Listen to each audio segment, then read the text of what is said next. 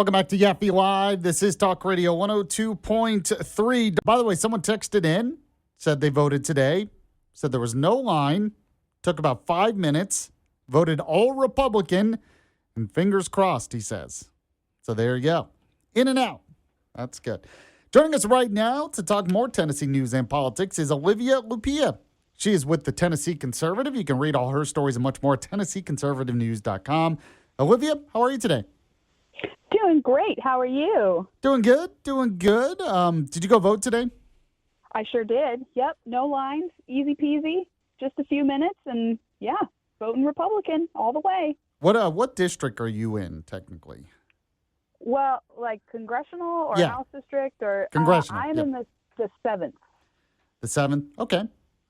7th. So we didn't have a contested congressional primary. Right. It makes it a little bit easier okay. to vote, but yeah. Who do you think's going to win the governor seat? Well, look, I want to say we're going to see a dark horse surprise and have Monty Fritz come out on top. I really think there's a surprise waiting in there.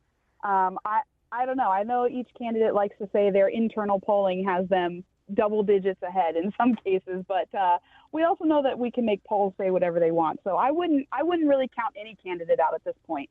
Okay. I think it's going to be a very interesting night. Olivia, this is Max, and I know who's going to win. The one who gets the most votes is going to win. Yeah. Is that how it works? That's exactly how it works. At least in this state. Well, yeah, in every state except California, that's how it works. Yeah, at least so. Yeah, some of those states they do their own thing. Oh, see, this is why we need Max. Yeah, let us know how it goes. Exactly. All right. So speaking of some of these races, I know you have a story on your website where left-wing super PACs apparently pumping money into Tennessee races to support RINOs against the more conservative candidates. Yeah, this is really interesting. Not totally surprising, just because we see so much outside money has been poured into Tennessee really over the last few cycles, not just this 26 cycle, but we saw a ton of it in the 2022 cycle, again in 24, millions of dollars in outside money being poured into the state. And this year is very interesting because a lot of these PACs, which end up being left-leaning, they're not even Republican PACs. They're funded a lot of times, if you can actually track down their finances, which is very difficult to do.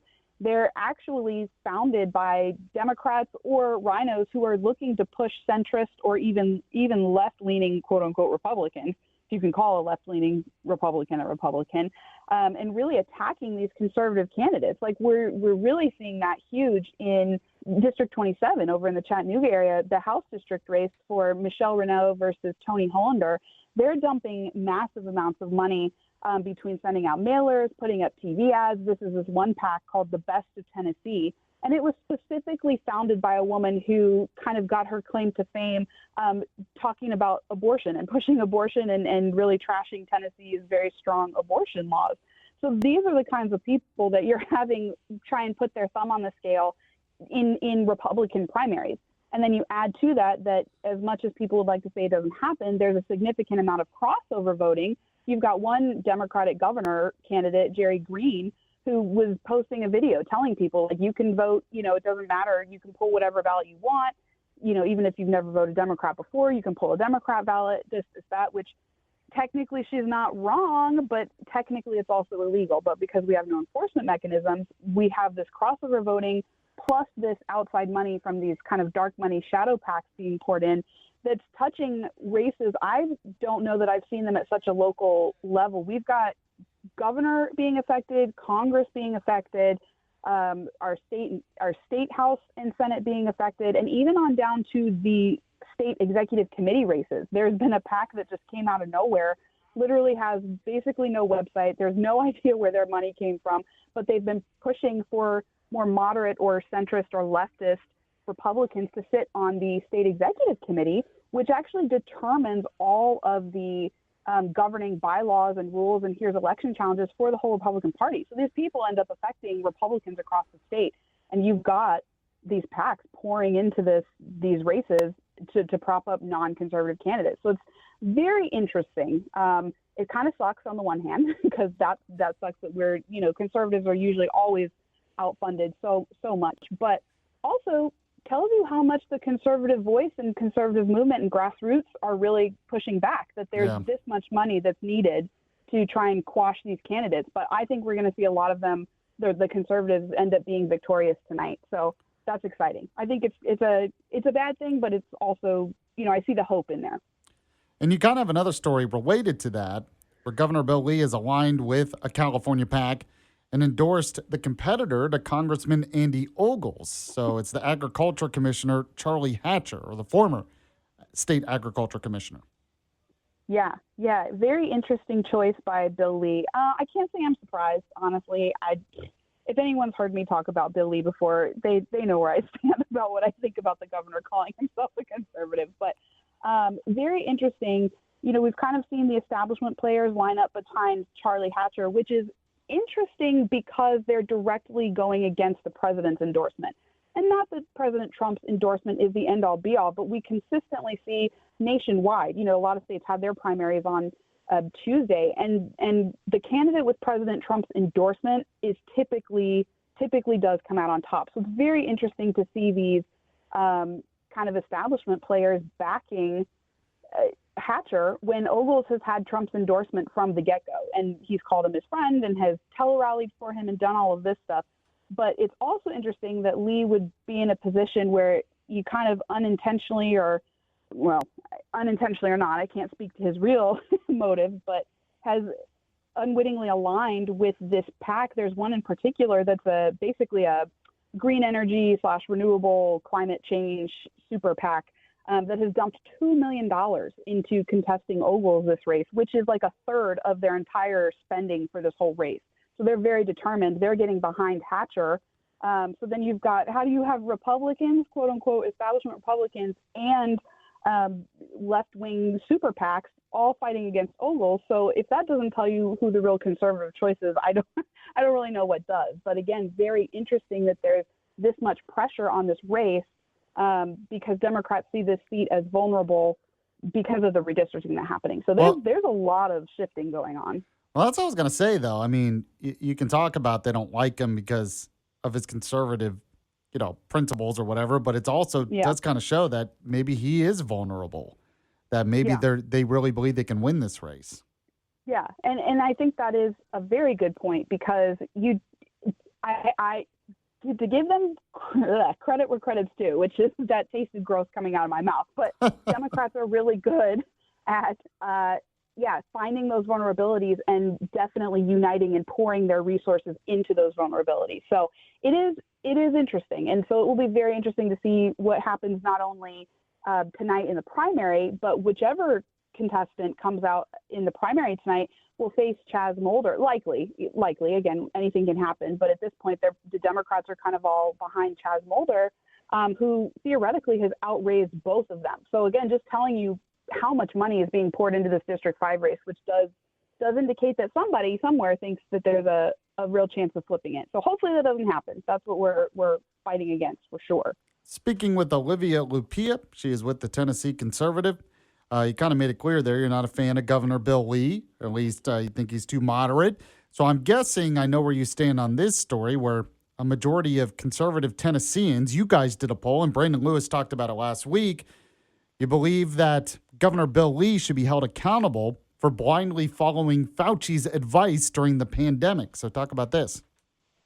Yeah, I think I'm with a lot of, I think majority of people in general who definitely think that Americans deserve accountability, not just from the federal people who tried to drive down those policies, but the leadership who is theoretically supposed to be our first line of defense against the federal government when they step out of line, who all just said, yeah, okay, and became the implementation arm for this federal overreach and this federal tyranny. So we definitely, yes, Brandon Lewis, we put out a poll, and we just asked, should the Tennessee legislature call Bill Lee in front to ask questions about why he strictly followed advice from Fauci, and should he be accountable for the financial and civil liberty penalties and the mental health penalties that came from taking Fauci's advice? And almost 75% of our respondents agree that he should have to answer for his actions, which, and it's a great thing to say. Will the legislature do that? No, especially not considering he's basically on the way out the door. anyway, it doesn't mean that there can't be accountability in action. Fauci was just found in contempt. Today, I think the Senate committee ruled 8-7 to hold him in contempt. So that's at least something on the right track. That comes minimum with like a year of prison and a fine, which is a start.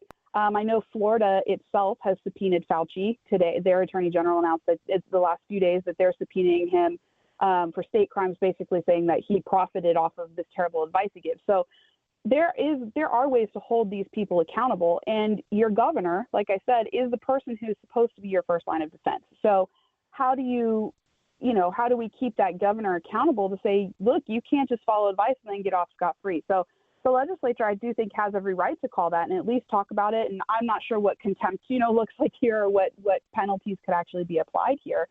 But people are demanding justice, as they have every right to do. And it is interesting that there were the consensus amongst our readers, at least, were very all in the same vein. Yes, he followed that terrible advice eagerly and proudly. He should be held accountable. He had his executive authority too long. He never responded to emails. Yes, he should be held accountable. And a lot of people are saying because they fear that otherwise it will happen again without legislative intervention. My favorite one that said, we need intelligent leaders, not sheep. So that kind of sums it up, I think, where. Well, it's interesting, though. It's interesting, though, because that person said leaders, plural. And Brandon brought this up last week. It's a good point. The reason why the legislature would never hold him accountable is they went along, too. Many of them in the legislature went along, so they're not going to do it. I do think that if we're going to go down this road, the best way to probably do it is to pass a law to make sure it doesn't happen again. Maybe there's something that can be done there.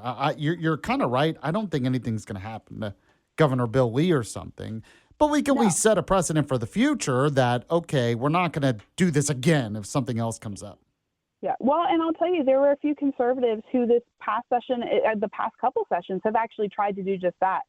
We did manage to pass one bill that was fought, and Billy actually refused to sign it because he said, it's already in the Constitution. I already abide by that, but basically said he's not allowed to trample constitutional rights during a state of emergency. And that bill passed, but the governor himself refused to sign it.